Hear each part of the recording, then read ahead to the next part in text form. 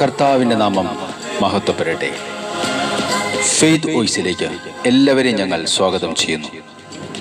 വിശുദ്ധ യോഹന്നാൻ എഴുതിയ സുവിശേഷം 13-ാം അധ്യായം 2-ാം തിരുവചനം ഇങ്ങനെ വ്യക്തമാക്കുന്നു: അത്താഴ സമയത്ത് പിശാച് ശിമിയോന്റെ പുത്രനായ യൂദാസ് സ്കറിയോത്തയുടെ മനസ്സിൽ യേശുവിനെ ഒറ്റുകൊടുക്കുവാൻ തോന്നിച്ചു. ക്രിസ്തുവിൽ ഏറ്റവും സ്നേഹമുള്ളവരെ, എല്ലാ മനുഷ്യരിലും പ്രവർത്തിക്കുവാൻ, ആധിപത്യം സ്ഥാപിക്കുവാൻ അന്ധകാര ശക്തികൾ ശ്രമിക്കാറുണ്ട്. ഇവിടെ തിരുവചനത്തിൽ നാം കാണുന്നു, യേശുവിനെ ഒറ്റിക്കൊടുക്കുവാൻ യൂദാസിന്റെ മനസ്സിൽ പിശാച് തോന്നിപ്പിച്ചു.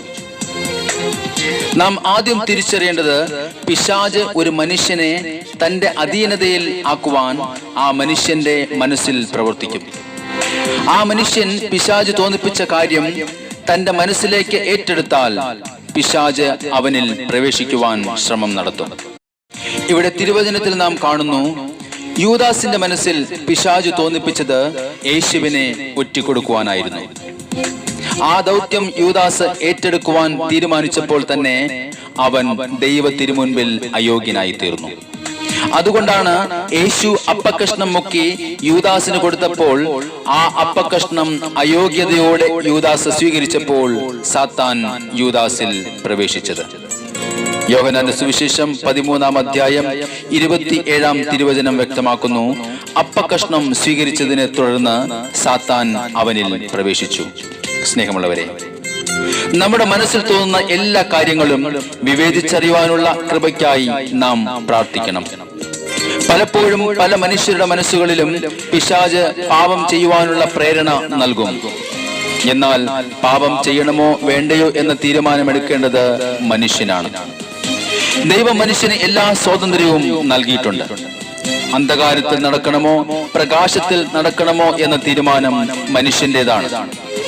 യോഹന്നാന്റെ സുവിശേഷം 12-ാം അധ്യായം 35-ാം തിരുവചനം വ്യക്തമാക്കുന്നു, അന്ധകാരം നിങ്ങളെ കീഴടക്കാതിരിക്കുവാൻ പ്രകാശമുള്ളപ്പോൾ നടന്നുകൊള്ളുവിൻ.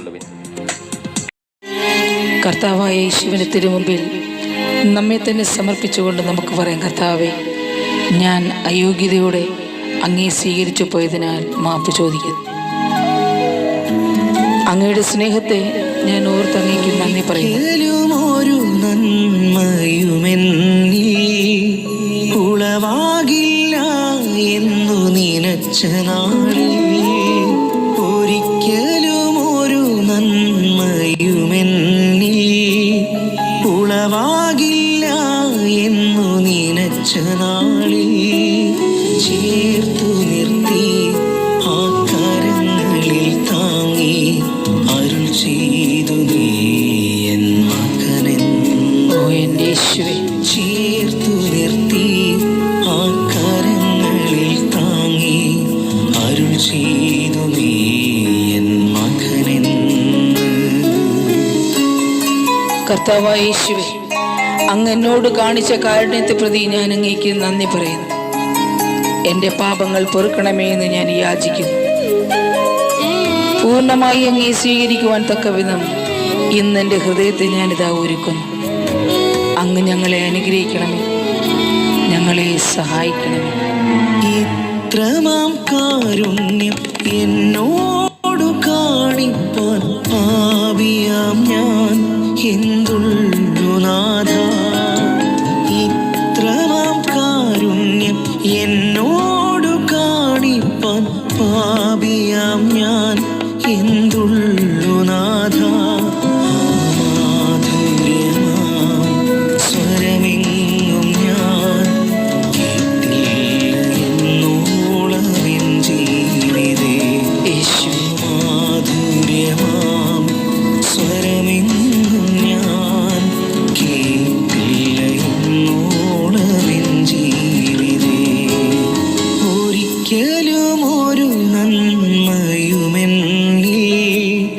ഉളവാകില്ല എന്നു നിനച്ച നാളിൽ ചേർത്തു നിർത്തി ആ കരങ്ങളിൽ താങ്ങി അരുൾ ചെയ്തു നീ എൻ മകനെന്ന്.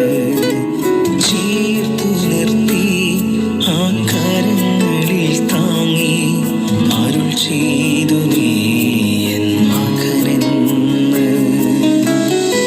കർത്താവായ യേശുവേ, എൻ്റെ കുറവുകളിൽ ഞാൻ താണുപോയപ്പോൾ എന്നെ കൈപിടിച്ചുയർത്തിയത് അവിടുന്ന് മാത്രമാണ്. എൻ്റെ ബലഹീനതയിൽ ശക്തി പകർന്നതും യേശുവേ അവിടുന്നാണ്. ഞാൻ അങ്ങേക്ക് നന്ദി പറയുന്നു യേശുവേ. എന്നെ സ്നേഹിക്കുന്ന അങ്ങയുടെ വലിയ കരുണയെ ഓർത്ത് ഞാൻ അങ്ങേക്ക് സ്തോത്രം ചെയ്യുന്നു. അങ്ങേ ആരാധിക്കുന്ന ഈശോയെ, അങ്ങേക്ക് മഹത്വം. ഞാനെൻ കുറവുകൾ മാത്രം തിരഞ്ഞപ്പോൾ വാത്സല്യമോടൻ കണ്ണീർ തുടച്ചു. ഞാനെൻ കുറവുകൾ മാത്രം തിരഞ്ഞപ്പോൾ വാത്സല്യമോടൻ കണ്ണീർ തുടച്ചു.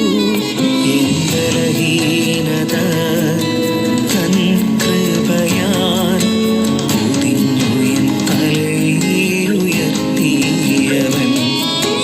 ബലഹീനത തൻ കൃപയാൽ പൊതിഞ്ഞു എൻ തലയുയർത്തിയവൻ. ഒരിക്കലും ഒരു നന്മയുമെന്നിൽ ഉളവാകില്ല എന്നു നിനച്ച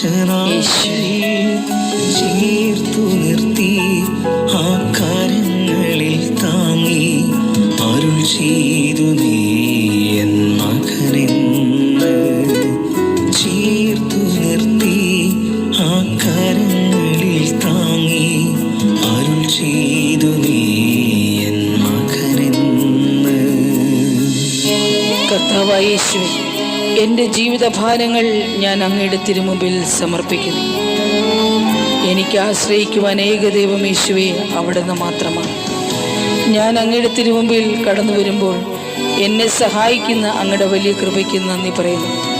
യേശുവേ, ഞങ്ങളെ അനുഗ്രഹിക്കണമേ. ഹല്ലേലൂയ.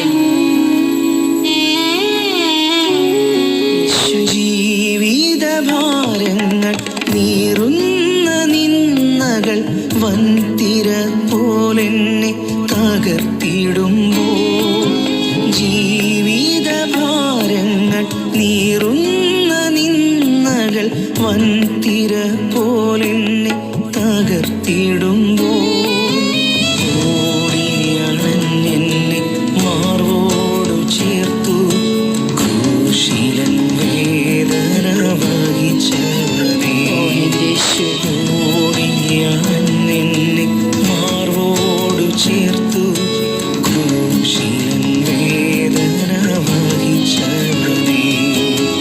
ഒരിക്കലും ഒരു നന്മയുമെന്നിൽ ഉളവാകില്ല എന്നു നിനച്ച നാളിൽ, ഒരിക്കലും ഒരു നന്മയുമെന്നിൽ ഉളവാകില്ല എന്നു നിനച്ച നാളിൽ ചേർത്തു നിർത്തി ആ കരങ്ങളിൽ താങ്ങി അരുൾ ചെയ്തു നീ എൻ മകനെന്ന്.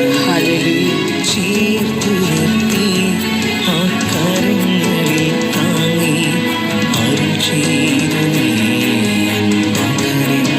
എൻ്റെ യേശുവേ,